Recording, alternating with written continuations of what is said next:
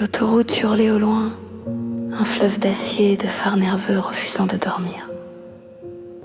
Ici, sous la lumière malade des lampadaires au sodium, le temps avait calé, comme un cœur fatigué de n'exister que pour battre. Lui s'était garé près des containers à verre, impassible témoin de la décadence consumériste. Il écoutait son moteur refroidir, ce cliquetis métallique qui scandait le reflux de sa propre vie. Les bruits dans son thorax se rétractaient enfin. Bientôt, il gronderait de nouveau. Il fuyait la ligne droite, l'injonction permanente d'avancer, de performeur, de rester solide, aligné d'être un véhicule fiable sur la route du succès. Ce soir, il souhaitait juste être une épave abandonnée immobile sur du macadam gras. Sans programme, sans destination, sans obligation d'être. Elle n'était pas en voiture. Elle ne mangeait pas. Elle ne fumait pas. Assise en tailleur sur une table de pique-nique en béton, les jambes nues offertes au froid cinglant. Elle fixait son regard sur un point invisible entre des poids lourds assoupis. Ces mastodontes qui ressemblaient à des bêtes préhistoriques repues. Il observa. Elle avait l'air d'une rature dans le paysage, une anomalie esthétique. Une femme en robe de soirée sur une aire de repos saturée de diesel et d'urine. Un court-circuit visuel.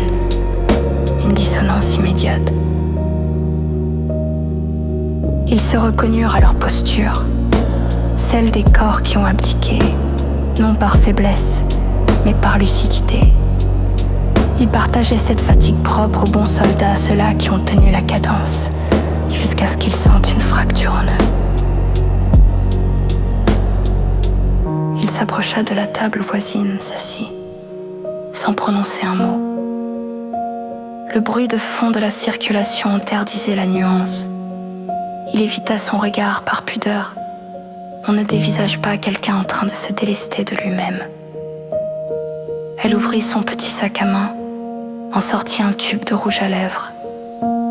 Lentement, elle traça une croix sur le béton de la table, puis une autre. Un geste d'enfant trop seul ou de funambule, prêt à tomber dans le vide. Elle marquait le lieu, non pour le posséder, mais pour attester qu'elle respirait ici, et maintenant, à cet instant précis où le monde l'exigeait ailleurs. Elle transformait cette zone de transit, ce non-lieu, en un point d'existence. Il fouilla dans sa poche, sortit son trousseau de clés, imita l'acte.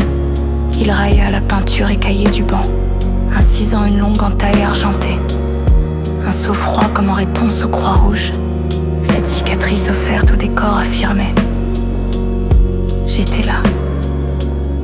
Vrai. Sans façade.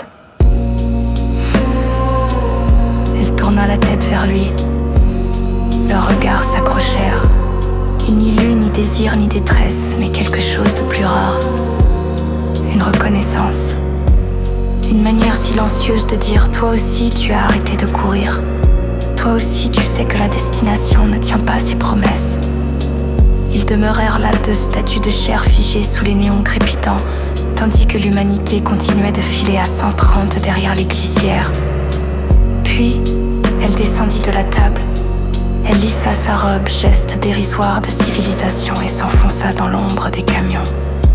Peut-être vers une autre voiture, peut-être vers nulle part, peut-être juste vers un autre néant. Il regagna son habitacle, tourna la clé. Le moteur repartit docile, comme si rien n'avait vacillé. Pourtant, tout avait changé.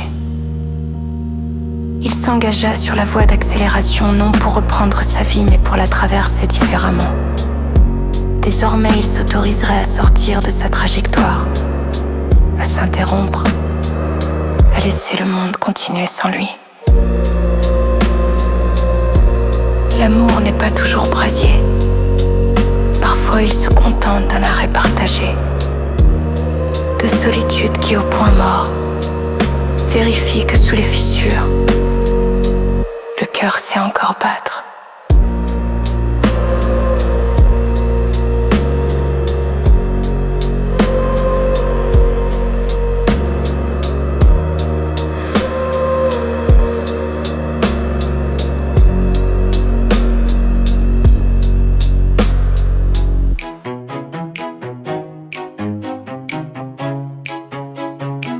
Ils posent leurs baisers sur peau.